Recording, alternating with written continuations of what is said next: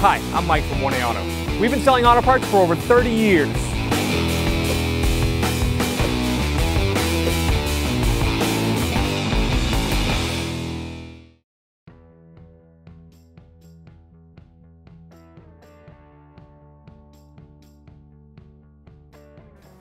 Remove the mounting bolts to the splash guard shield for the passenger side. We have one bolt here, 12mm head socket, and a couple of plastic body pins up into the fender well. I'm going to undo the bolt first with my 12mm socket. I'm going to start pulling out the body pins.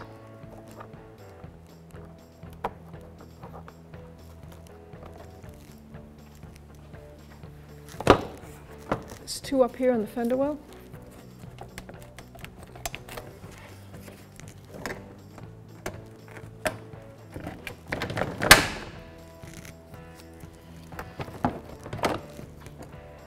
And it's going to come down. You can get that out of your way. Now we've exposed the drain to the radiator. I'm going to line up my catch pan, and the drain is right here. It looks like a Phillips plastic screw right here on the Subaru. Some imports, that's what it looks like. You just take a flat edge blade, fit it right in there, nice and firm, and twist it. And now I'm going to drain the coolant out of the radiator.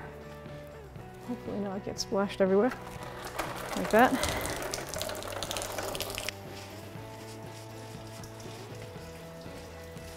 While the coolant's draining, I'm going to take advantage of that and remove my passenger side splash shield.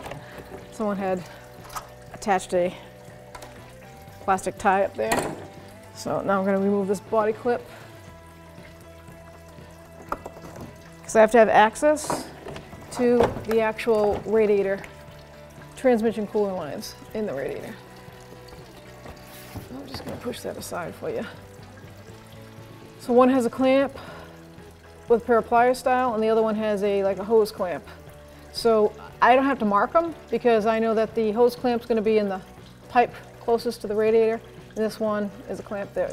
Because we have same size tubing, and even though it doesn't matter sometimes what the flow is for a coolant transmission, I like to put them back the way the factory set it up. So I grab a pair of pliers, I'm going to pull that band clamp down. I'm just going to lightly twist the hoses. Get to the next size. There we go. I have a catch pan already set up to catch my training fluid that's down below me. And disconnect this clamp before I pull the hoses down.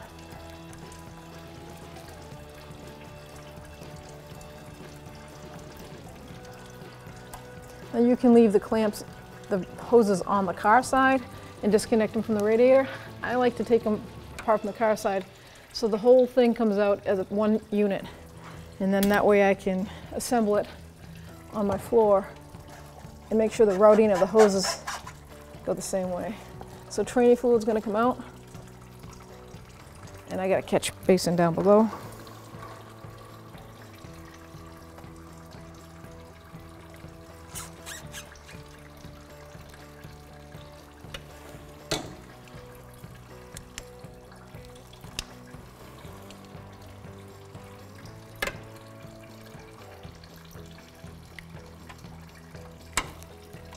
There you go.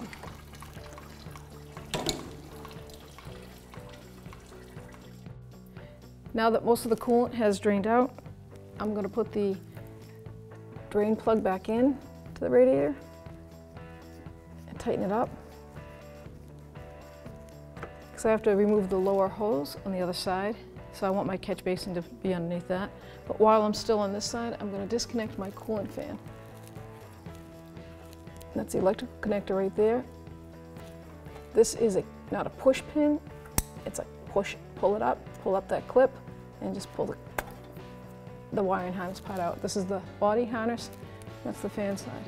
So we're going to move to the other side, bring the bucket over, and I'm going to disconnect the lower hose. To disconnect the electric fan on this side, I'm going to pull out on that clip and disconnect it. That's disconnecting the body harness from the electric cooling fan on the driver's side. Now I'm going to remove the lower hose clamp, and I'm just going to use a flathead or an 8mm socket, whichever you have handy. And I'm going to undo that clamp. I moved my catch basin over here, so there's going to be residual coming out. This is where I get out of the way. I don't want the coolant hitting me.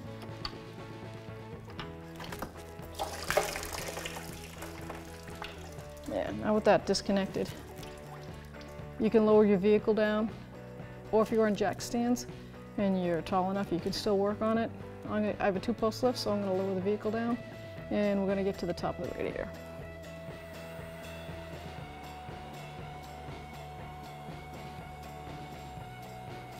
Remove these 2 clips so we can access the top of the radiator.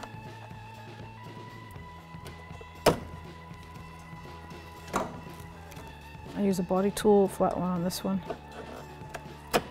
Twist and pull. It just goes right into the air box and it'll come right out. 2 12mm socket bolts for the radiator support. 1 10mm socket for the hood rod support. And we're going to disconnect the hose, upper hose. So first I'm going to do the radiator support with a 10mm socket. I don't have to take it all the way out. It moved out of the way. So that's one less item rolling around. I'm going to leave it right there.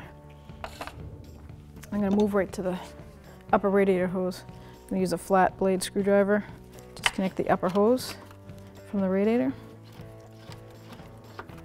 I will examine the hose. Looking at it, it's in good shape. So I'm going to keep that hose attached to the block, the upper intake area. I'm just going to bend it out of the way. Now I have everything out in the open exposed here except for the 2 upper support brackets. So here we have the overflow tank. Looks like it might be in the way because it's got to go past the AC line. So I'm going to disconnect that by just pushing out on this guide prong.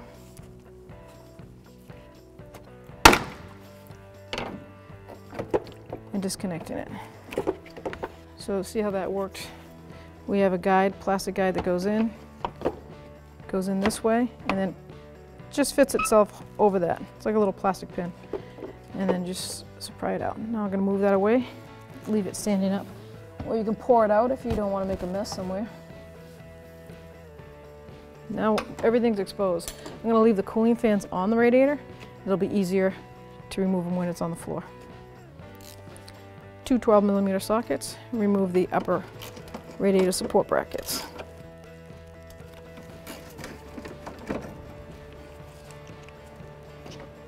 Sometimes on some vehicles, you'll notice that there is actual difference design. Some are higher, so you always want to, I like to put them in the assembly left and right.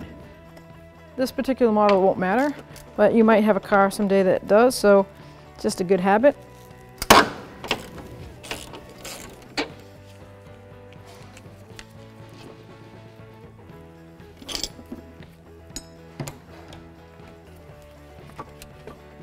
Now I know that my lower hose is disconnected because I did that.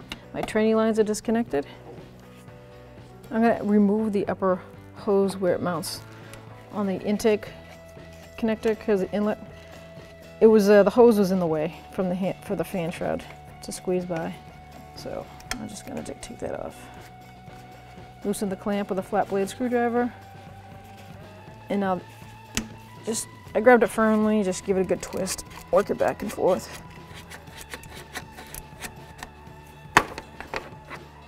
I can set that up there. Now we are clear and ready to pull the assembly out.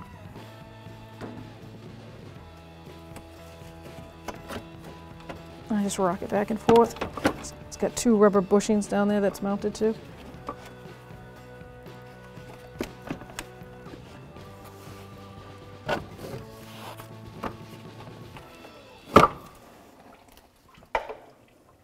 I'm going to tilt it and pour the excess coolant out into the bucket that I have down below.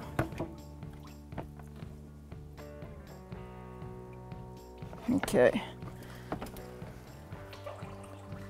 Just lay it flat like this. Take a pair of pliers, remove this clamp.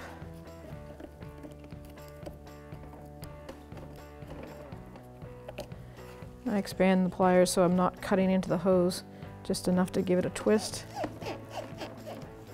I just pull it off. There you go. You're gonna get some spillage. Be ready for that. Or a lot. Flat blade screwdriver for this one has a aftermarket hose clamp on it instead of the banjo type.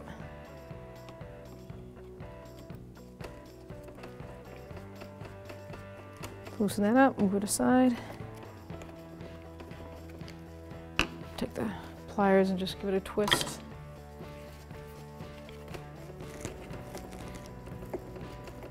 You see this hose? It's so oil soaked that even using the pliers lightly and not like whacking on them, the hose is no good because when it got oil soaked, it softens the rubber.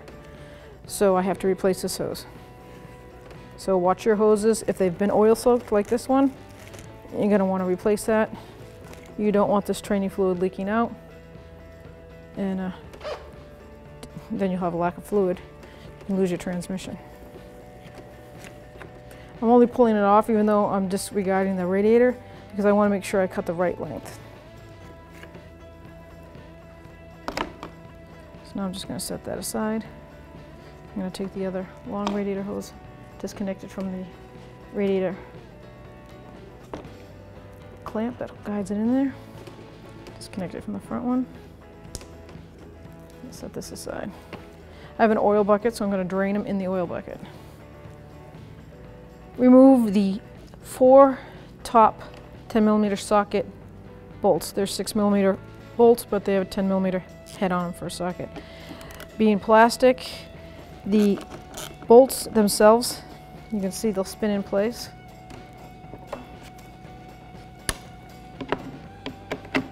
The plastic has expanded and cracked, so the square nuts are just spinning in place on all the fans bolts. This one actually came right out. I'm going to have to get a replacement for those. So I get one fan that I can take out without any problem. When I set this aside, I'm going to make sure that I know that it's the driver's side, which I can also know because it has a reservoir mounting on it. So that goes to the driver's side of the car. Now when this happens to you and you get those spinning square nuts, I get a flathead screwdriver, and where they're already broken in plastic, I'm just going to pry them out. See if I can pop one out, pop the other one out. So now that fan will come out. That's the passenger side. I'll put it to the left. And now I'm ready to reinstall the radiator.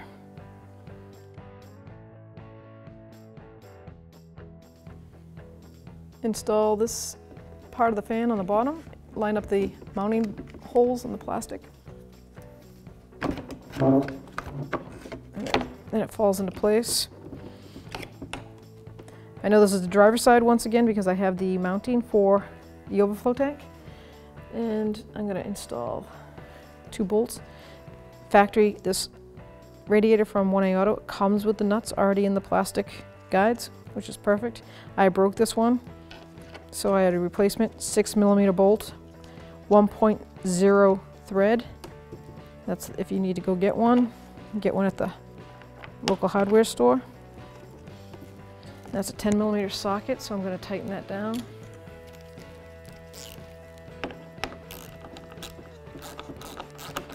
Make sure you don't get I'll tilt this up for you, and remember, either take an old bolt with you to get the proper length. You can't put a bolt that's too long in here. because of the actual radiator. If I was to get a bolt without thinking and get a real long one and tighten it down, it could crack that radiator. So you want it just so enough so it goes through the other side of the nut. Now with those two tight, I'm going to move on to the other side radiator. Do the same process there. Guide the two plastic pins up. Falls right into place on the top. I can put my two bolts in.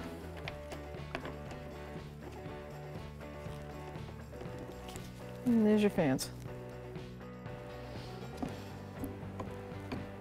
Put this hose back on. You want to make sure you route it through the canals that it's all made for. That's all pretty good in place. I'm going to put the clamp on, a pair of pliers. Then I'm going to install this radiator, and I'm not going to put this hose on until it's in. I'm going to show you the difference between easiness of in and out. On a Subaru, it's easy either way because it's nice access, but I'll just show you the little change difference. Put this one in the car and this one on a bench. And I'm going to place it in. I've already taken the liberty to check my bushings. They're still in place down below. And that's what those pins are, those plastic guide pins. I'll take this back out real quick. These plastic guide pins sit in the rubber bushings down on that radiator support.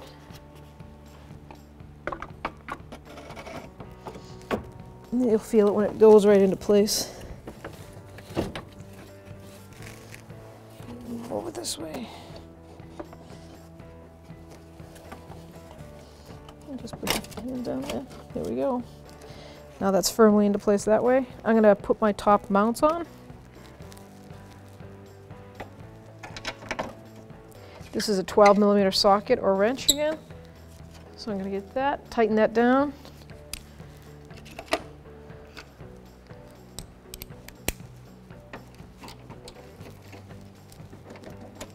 At this point, I'm not going to remount my hood prop bracket because I want to have a clear shot at my upper hose. So I'm just going to put my upper hose on.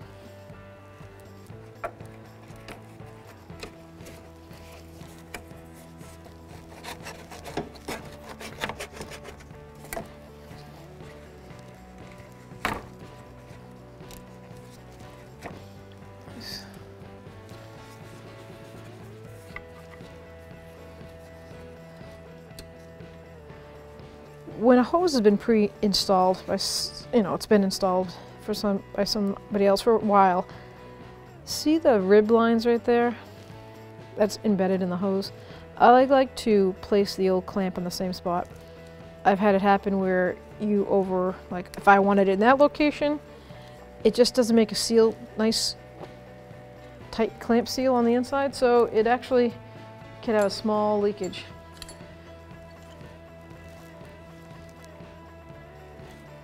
I try to follow that with every clamp I undo from a previously installed.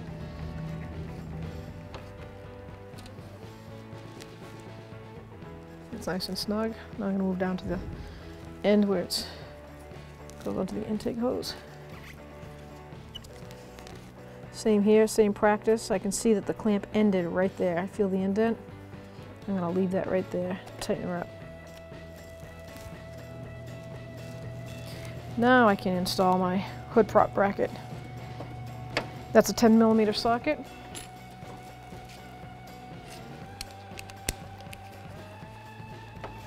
One last thing while I'm up on top here.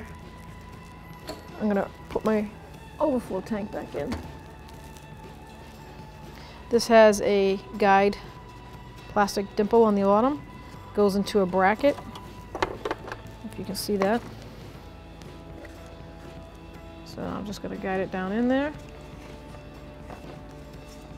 I'm going to put this end in first, see how it slides in. And then I've got that plastic needle that snaps right on. Reconnect the hose.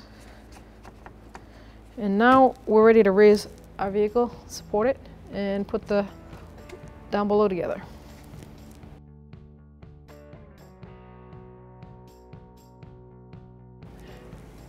with the vehicle raised up, I'm going to put the lower hose on.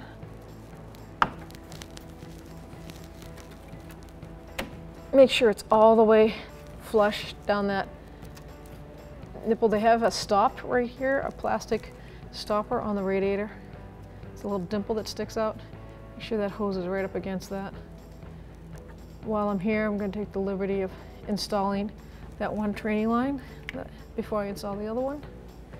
Now I'm going to clip my electric cooling fans together.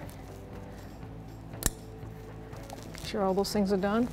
Now I'm ready to tighten up the lower radiator hose clamp.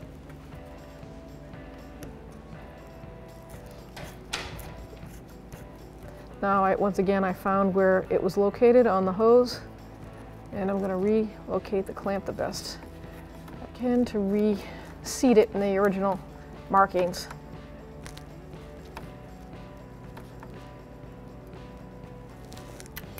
Pair of pliers.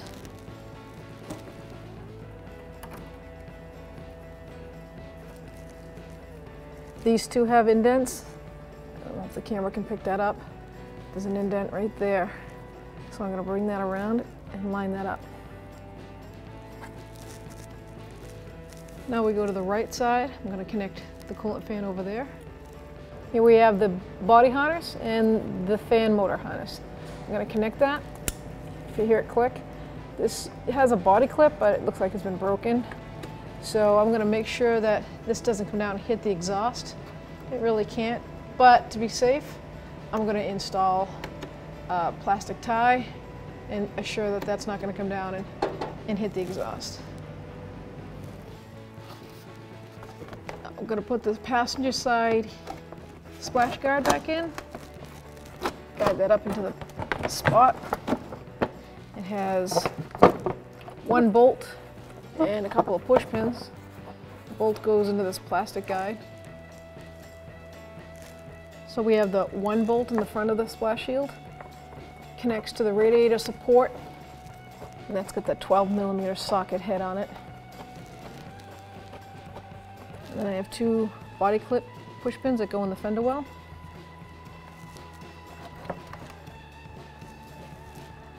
I'm going to put the two body clip pins in the body on the thigh side of the fender well.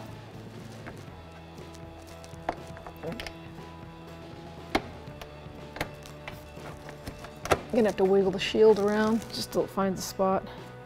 Put the center pin in. That click, and then I'll put the back one in. Sometimes you have to take the clips apart. The center clip just won't let it find the spot.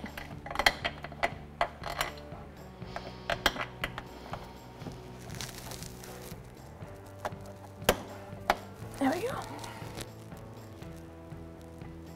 Now I'm going to move to the front here, and I'm going to tighten up the one bolt for that shield. I just hand tightened this to begin with, so I put my plastic pins in. So I got my 12mm socket, and now that's snug. When we received this radiator into the shop, it had an aftermarket hose just like this, universal hose put on. The factory one was missing. So it got oil soaked and was torn and the thread was showing, so I have to replace it. The problem with replacing it with another universal hose is that you have to make sure it can't go and bend the way the factory bend is. So if you have access to get a factory hose, it'd be the best result, but where I'm just going to put in a universal hose again, I'm going to show you how I would do it. So this is 3/8, and it is oil resistant hose, it's not fuel line. So it says right there, Gates transmission, so that means oil can go in there without swelling it, making it swell up and expand and blow up. There's the motor radiator support on the bottom here. This rubber hose is resting there. And you never want that. That's going to vibrate and leak. So I'm putting a piece of plastic there to protect it so that it won't rub up against that. Make sure you put your clamps on. And then I'm going to put the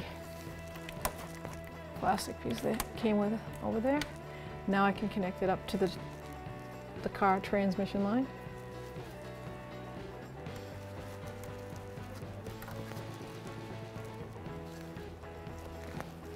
That fits perfect. You don't want it to be, you don't want it to have a sharp bend, fold, because then the pressure won't go through.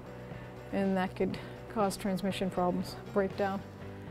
So now I'm just going to tighten up these two clamps with a flat blade screwdriver.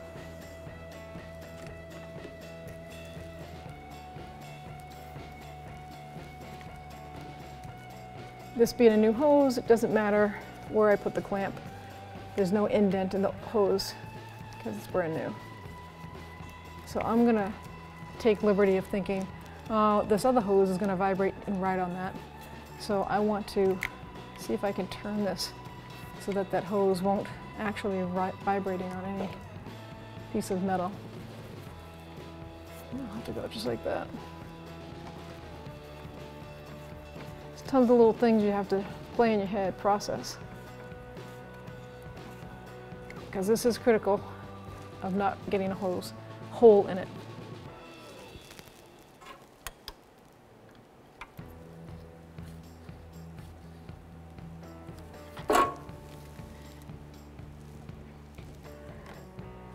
Mount the driver's side splash shield. This one came all beat up. Now we're gonna put it back together the best we can. It's got a one push pin in the front here, and then it had a plastic tie. Someone had pre-drilled a hole through here and it wrapped it around. So now I'm gonna go get a plastic tie and do the same thing. Put it through the pre-drilled hole and up through the radiator support bracket and tie it. Now it's time to fill the radiator. I have a pre-mix here.